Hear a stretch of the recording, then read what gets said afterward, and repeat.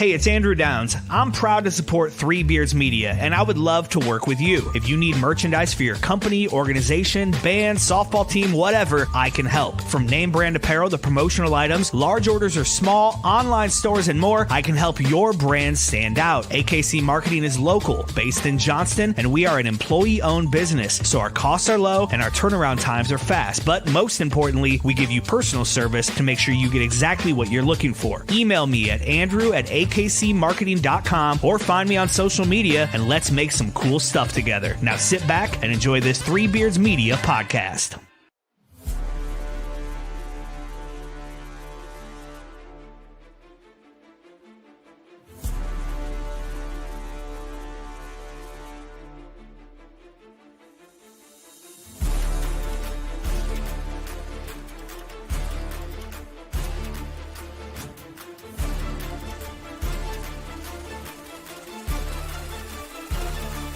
Drop it.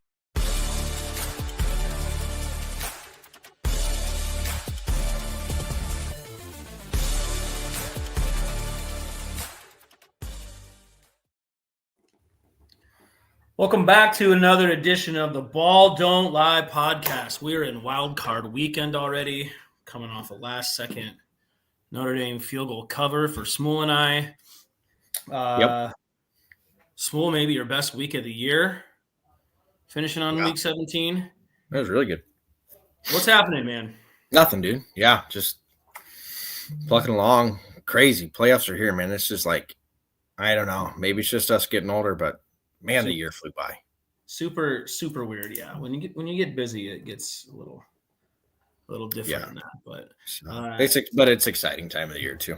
Sure. So recap last week a little bit, and you want to hear the most interesting part that I didn't realize until I checked records. You went 4-1-1 last week. I went 2-3. We went 2-3 in our circa. We just never could quite put together the right circa card this year.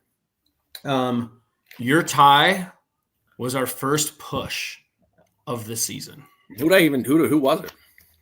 You pushed with Steelers +2 push. Oh, okay, gotcha. That was our only push of the season. That's crazy. Yeah. Usually there's 4, 5, 6 of those at least in there. And I was a little shocked. I didn't even realize it until I was writing the records out there for it. But that's where we're at. Again, we're coming off a Notre Dame win there. We are on wild card weekend.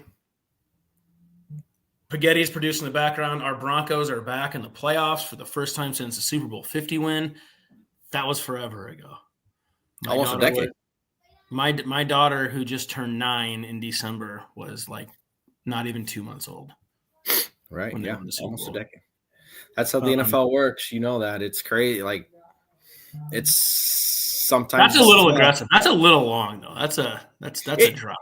Yeah, it is. You're right. I mean, typically teams will have like a weird stint where they'll like make it once in a 5-year window. Sure. Yeah. What's it? The South for a while has been dominated by Tampa recently, but 10, 15 years ago, I felt like it didn't have the same division winner like for 8 or 9 years in a row, and no one had won it more than twice either. It was those 4 teams in the NFC South were just they'd rotate. And the NFC East has been until the Eagles stuff, but the NFC East was like that too. Sure. Yeah. You know what's not that way? The AFC West. That has been dominated by years of runs on that. And I think Denver won 5 in a row before Kansas City started their run. Like I don't think anybody besides Denver or Kansas City has won the AFC West since I don't know, maybe Phillip Rivers in 2008. I have to go back and look. The Raiders haven't won it since 2002. Yeah, nope. Yeah, crazy. Just crazy. Oh, yeah, because you guys would have won it that year. Yeah, that's right. The Raiders had that. Tebow won the damn thing, and then we won it all 4 years with Peyton. The Raiders probably would have won that year when Carr got hurt, when he was his out-of-body performance late in the season. They were like 12 or 13 wins, weren't they? In that time? You could be right about that. They made the playoffs and lost. I'm not sure how many wins it was, but yeah, it was they were there. Yeah. Well, Tebow's year, Denver had to win week 16 or week 17, which used to be last week, and Denver had to lose, and they did. Oakland had to lose, and they did. So yeah, in there too, but crazy. Yeah, we can.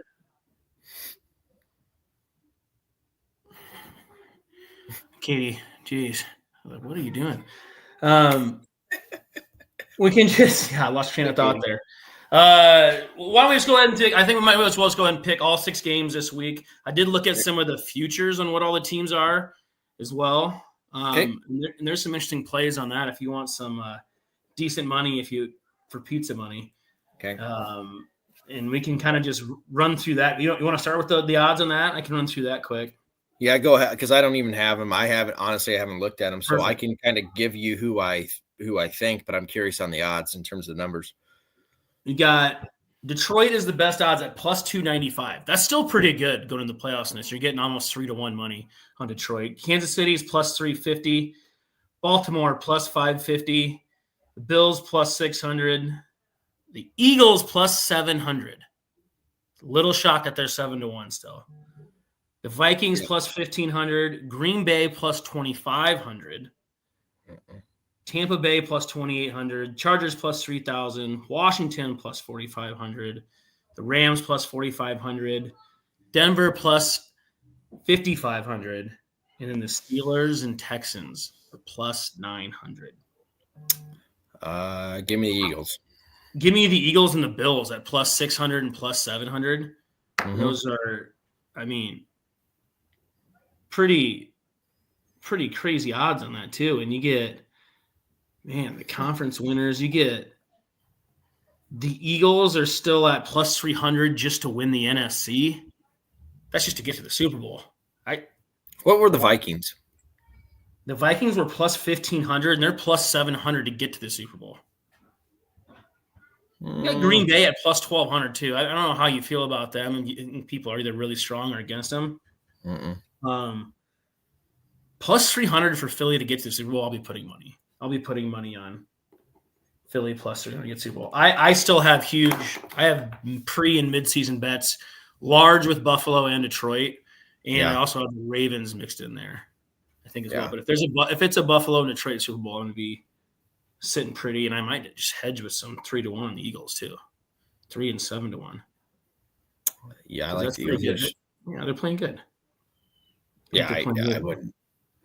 Eagles for sure. Yeah, give me all the Eagles. I like that as well. Well, I'll kick us off here. Let's start with the Chargers game. If Chargers at Houston, Chargers are 3-point favorites on the road. Boy, I just missed with my Houston under pick. I needed them to win 9 games, and I needed them to lose last week to hit that. I feel like I was on the right side of Houston this year.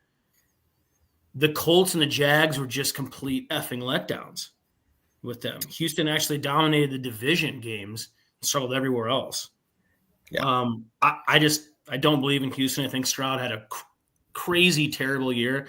Part of that offensive line is so bad, but I actually really, really, really like the Harbaughs here. Do you? I do. I'm going to go opposite. I don't know. I was just shocked, I guess. Like, I agree with all your points in terms of the Texans. I was getting points at home. Yeah, I was just shocked to see that. It felt like a pick 'em to me.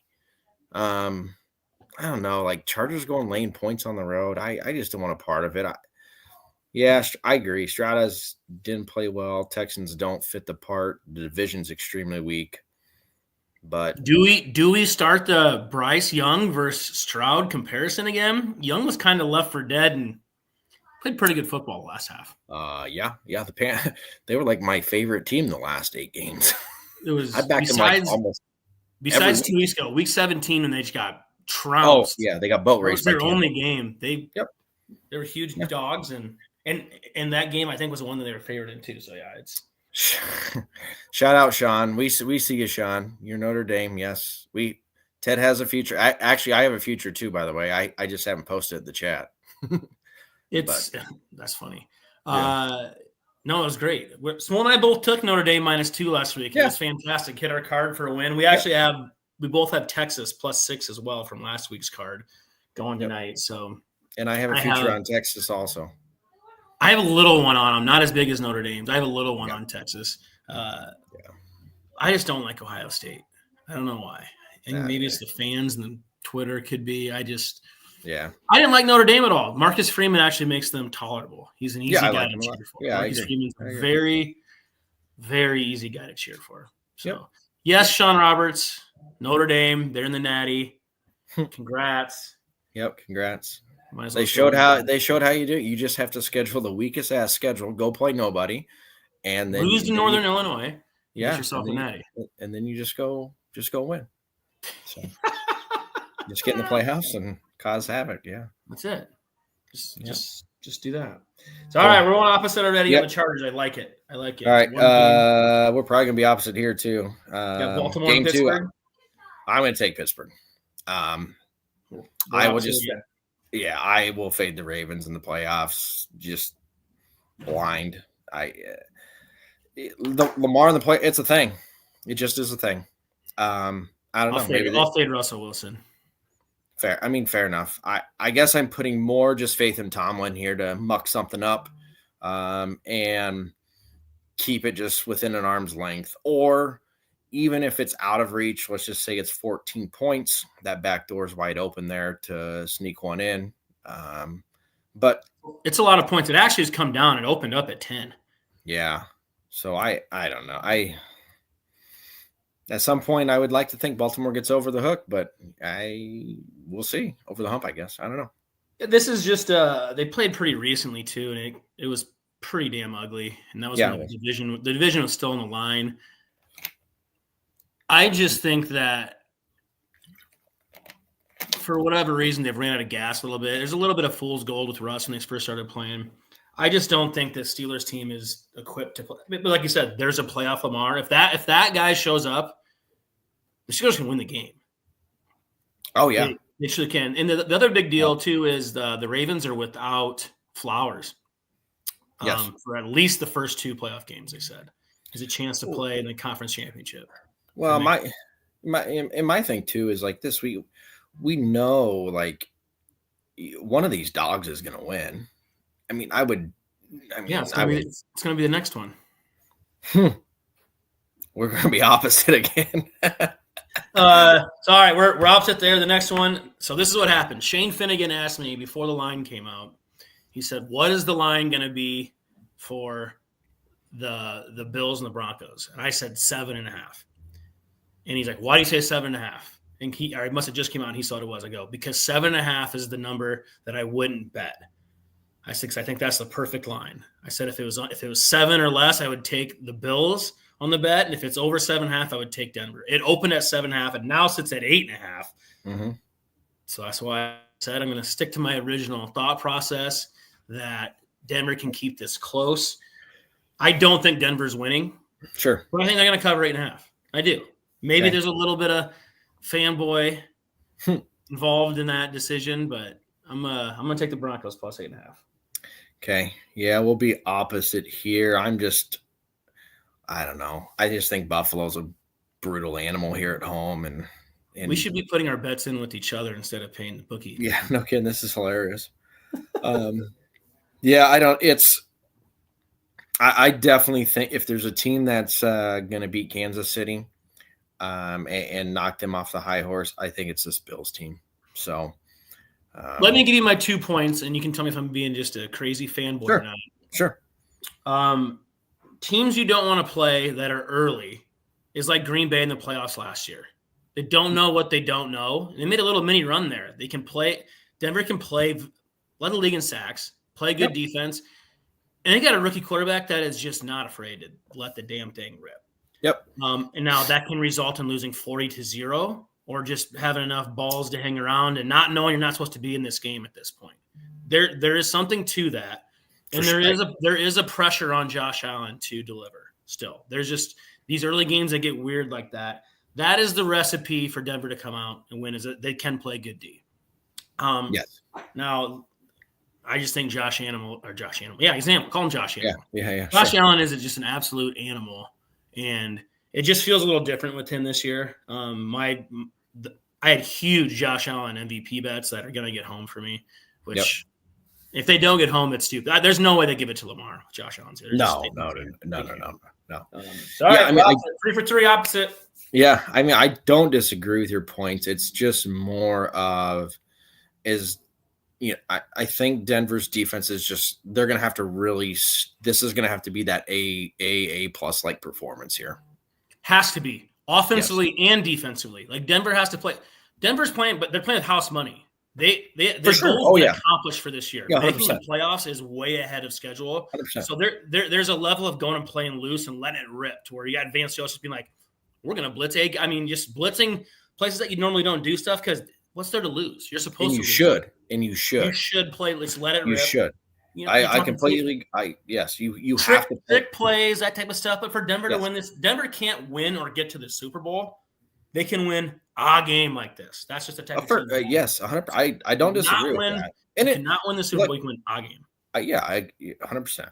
I don't disagree with that thought. Yeah, it's a similar thing to what we said about if a Big 12 team, whichever Big 12 team got into the dance, was those teams are good enough to go get a game, and they just about did. Yeah, right. Yeah. I mean, Texas has a chance to play for Natty tonight, and Arizona State had a lot of opportunities to win that game. So same time mindset there. Mm-hmm. All right, that's enough about Denver. But hey, it's been almost 10 years. All right, I will. Got Green Bay and Philly. I'm gonna lay it. I'm gonna lay it with the Eagles. I think the Packers are frauds. I just don't like them. You didn't preseason either. Don't like them. Like Philly, it's so funny. Everyone and their mother would have Sirianni gone in week 4, and now all of a sudden it's like, I'll take a future bet on them to win the Super Bowl. Like, which one is it? It could be both. It could just be that he's that good and that roster's fantastic. It might be the best roster in football. I think they are the most dangerous team in the playoffs. This is the team for me that is like, I'll just back them every week. I think they are just front or top to bottom loaded. And if they bring their A game, boy, they're going to be a tough out. They have that. They have the Justin Tuck, OCU Minora, Michael Strahan feel a little bit with that front and how they can get to the quarterback. Losing Brandon Graham certainly didn't help. No. But they have a lot of people to get to you and disrupt you.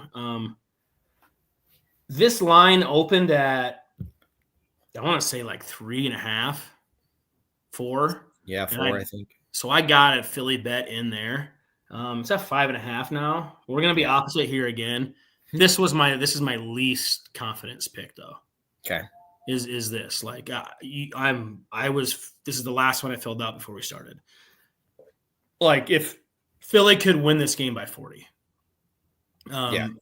But that's just because they can beat anybody by 40. But they get what holds me back on them is I'm just not. If Green Bay can find a way to make Jalen Hurts be the guy that beats you, that's how you beat Philly. Is you make him turn the ball over, and he can. Yeah. I'm not a Jalen Hurts guy. I was 50-50 on him going in this year, and I just have completely went the other way on how I feel. Yeah, I like Hurts. I do like Hurts actually. So yeah, right, well, we are. We'll see 4 for 4. Yeah. All right. 4 for 4. I'm gonna lay it with Tampa. I'm gonna lay it with Tampa. I think. Where's Drew? Is Drew in here? He's been yelling at us all year. He has. Yeah. Where is he? Of course, last week when I take Washington, they don't cover the 5. And you hit that one I missed last week. Yeah, this team, man. It's something that I've told Drew privately. I was like, look, the second half of the season, it's going to catch up. And, in terms of against the spread, it for sure has. I just think this to me seems like they're the sexy pick. Like everyone just wants them to win. And I'm not sure they're ready to win a game like this yet. I think Tampa is the dark horse of the NFC.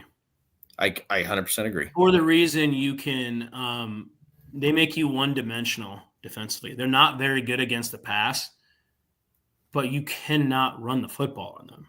Yeah. And when people are like, why did Vita Vea make the Pro Bowl over? I can't remember who it was. Leonard Williams, maybe. I can't remember who they was complaining about. I was like, do you watch any games against them? Because that dude literally makes it impossible for you to run between the tackles. One man does. Yeah. You double him, and you still can't get past him. His stats won't be sexy, but he is maybe the most underrated player in the NFL is Vita Vea. Yeah, it just depends. Like, unless you get the Tampa team that showed up at Dallas, right, a few weeks ago. Look, like that. You can get good Baker and bad Baker. If bad Baker comes and just starts turning the ball over, because the dude does take chances, but right. If good Baker shows up, like again, I really think that Tampa is that that dark horse team you don't want to play.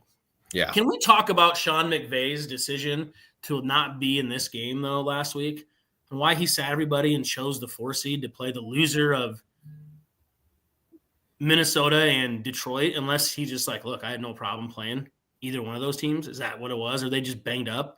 But to me, I would much rather go play Washington than Minnesota. Yeah. But they didn't. They sat everybody and accepted their fate. Yeah, I agree. Yeah. I don't know. It was weird to me. Yeah, I agree. Yeah, I'm gonna lay with Tampa though. I like Tampa. Tampa is maybe my favorite play of the playoffs. Okay, yeah, I agree with that. I think they're my favorite for round 1. So Tampa's a hammer for me. Absolute hammer. All right. Last one. Minnesota. The game is now moved to Arizona, I believe. This is where they're playing the game at because of the fires in LA. Minnesota's up to 2.5-point favorites at the Rams, and that moved a little bit maybe because of just moving scenery now. I think it opened up around, I think Minnesota's 1-point favorites. So the line moved to 1.5 with the move. This is a coin flip game for me. I'm going with Minnesota just because I told myself a couple weeks ago that I got to just stop doubting them. They did not look good against Detroit. They did not. But, man, you still won 14 games. It's a lot. Hard to be with that many wins, especially in that division. So I'm going to take Minnesota, but it's not a great confidence pick. I'm with you. But I'm taking Minnesota too. I really like them, actually. In fact, I would argue it's a massive distraction here for the Rams and what's going on in LA. You know, the venue is obviously now not at home. You've said that. And just what's taking place, right? These players, A, maybe are affected, or B, at least know people are affected. That has to play some sort of role. You just hate to use the angle, but that's just a fact. And so I think there's, even though it is NFL playoffs, right? I mean, life is first before this, and it feels like a big distraction here. So I'm with you with Minnesota. All right. Well, we'll kind of recap here and maybe touch a little more on those season picks. Or I'm sorry, the future picks on what you can still get your decent odds for, because those will change after the wild card weekend. They'll get worse. So if you like any of these teams, you got to make sure you take one of those lines now. But why don't we throw in here a word from our sponsors quick. Making great tasting bourbon requires the perfect combination of ingredients, conditions, and time. The longer it rests, the better it tastes. Revelton Distillery's new single barrel bourbon is made from 80% corn, sourced 100% from Iowa farmers. And unlike mass-produced bourbons, each barrel of Revelton's single barrel bourbon is unique, proofed on when it tastes best. As they like to say, it'll be ready when it's ready. And to ensure the highest standards of quality and flavor, owners Rob and Christy Taylor oversee the production and bottling. Every single barrel. Iowa born, Iowa aged, Iowa bottled. Try the new single barrel bourbon from Iowa's own Revelton Distillery. ReveltonDistillery.com.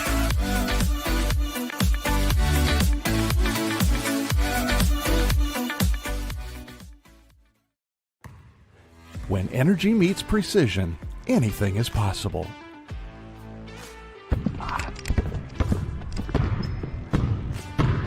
I'm Carter Hawley, the Chief Energy Officer of the Iowa State Cyclones.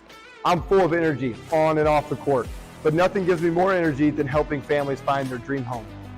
And that's where Green Beret Realty comes in. They're more than just realtors. They're a team dedicated to getting things right for you and your family, just like we get it right on the court. Sometimes it takes a team to get the call right. And when you're buying a home, you want a team that makes all the right calls. That is Green Beret Realty. And here's the best part.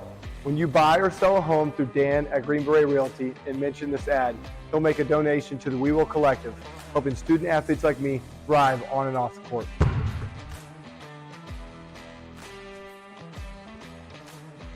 Green Beret Realty, because getting the call right means everything.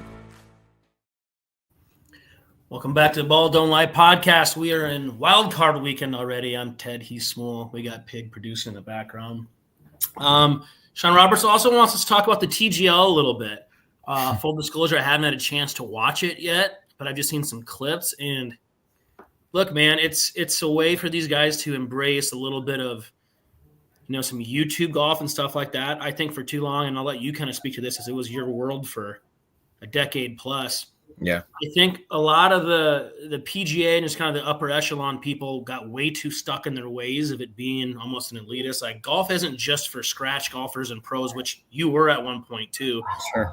To grow the game is to go a little bit this way. So, look, the technology looks incredible. And you get to see some of your favorite people kind of exist in a world that's not quite as maybe cutthroat competitive as what it takes on a tour. The shot clock is an interesting thing to speed it up so you can watch this kind of more of a different deal.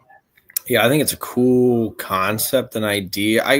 Few things. I mean, well, right? I mean, when you have the GOAT behind it, that doesn't hurt. When Tiger's involved in it, it gives it some substance. It just I mean, I saw so from the PNC, the father-son thing, like viewership was up like 125% from the previous year. I mean, there's one reason. We know this. You and I talk about this privately all the time. Like, so when he's involved, it's just a different animal. And in fact, he's playing next week. And so everyone's going to tune in. You and I will tune in next week to watch him hit shit into a simulator because we just like it. Well, it's true. It's true. I mean, the only thing I've seen close to that, and maybe it's on the level, is the Caitlin Clark effect with women's basketball. 100%. Since Tiger, I'm not sure you can really compare, just the eyeballs you wouldn't get otherwise. Correct. Did you give it Tiger? Couldn't agree more. So I think that's the way to go with that. In terms of the thing, I just don't know, like, as a whole, longevity. If it's sustainable. Yeah, because it's just like golf is such an individual sport. Like the team, how many people will accept this concept? And what does it look like when, Tiger isn't playing and then we're in week 7 and it's whatever team, it's like, what is that? I don't know what that looks like down the road. We'll see. I mean, obviously they're on ESPN. That doesn't hurt, but no, for sure. I don't know how it's going to be well received or whatnot, but if they can make a show and, to your point, not be like these robotic animals, how they come across on TV sometimes, and actually be out in front and center, and be human, talk some shit, have some fun with it. Yeah. And then, maybe, but I just think these guys are like trained to be robots, and it's hard for them to get out of that shell because they're so tunnel vision, man. And that's what, Tiger 20 years ago would have never even entertained this. Oh, like if you talk about being wired as a robot, that guy was a robot. A psycho robot. Psycho. Yeah. I mean, you said, hey, dude, you're going to be involved with this in 20 years. He just said, he'd laughed. He said, get out of here. I'm never doing this. Yeah. No way. Yeah. It's, but yeah. So but it's also not stupid. It's similar to the way Jack was with some stuff too, to grow the game, future of golf stuff. You can't deny the numbers that these YouTube golfer stuff are getting with stuff. Different, just there's all kinds of different ones you can watch to it. I mean, Bryson's breaking 50 has gone crazy with that. Look at what that guy has done for how he's viewed. He was viewed as a science dork. Right. And now he's almost more of a bro show now, which is, he got rid of his hat. He stopped talking about his compass all the time, and he's hitting golf balls over his house. Yeah. No deal. And and the views are getting, I mean, it's insanity. So Tiger's also not stupid. No. So it's the short answer is, man, I hope it works. If there's a reason to watch something entertaining that's golf related, I'm all in for it. I don't know if he can sustain it. Yeah. But I don't know how long it is. I haven't done. Honestly, I don't know enough about it to be. I don't either. I haven't done much research, so we'll see. I mean, yeah. If Tiger plays, that week. If Tiger plays, I'll watch. There you go. Yeah, I mean, point blank. So if Tiger plays, I'll watch. Yep. Don't forget too. Then I'm not sure if this is going to be the last week or not for the Birkwood Farms Moneyline Dog. There is a couple options to pick on that. I think 3 of the 6 games actually qualify to get over that 5-point threshold for the Moneyline Dog. But please get your plays in. Go anywhere on our socials and do that. Thanks again to Jake and the guys at Birkwood Farms for the partnership we had the last 5-6 weeks of the season. It was well received, but make sure you get your plays in for that, and then we'll just have to talk and see where we're going as the games get lower and the lines get a little tighter. We might have to just maybe change something up. We'll see what. Right. Stay tuned to the socials, and we'll get that. But To recap here again, too, I think Smule and I are both going to play the Eagles plus 700 and plus 300 to win the NFC. Those are pretty damn good odds. Yep. I would say that's clearly the better odds there. And yep. I'll run through our picks here again.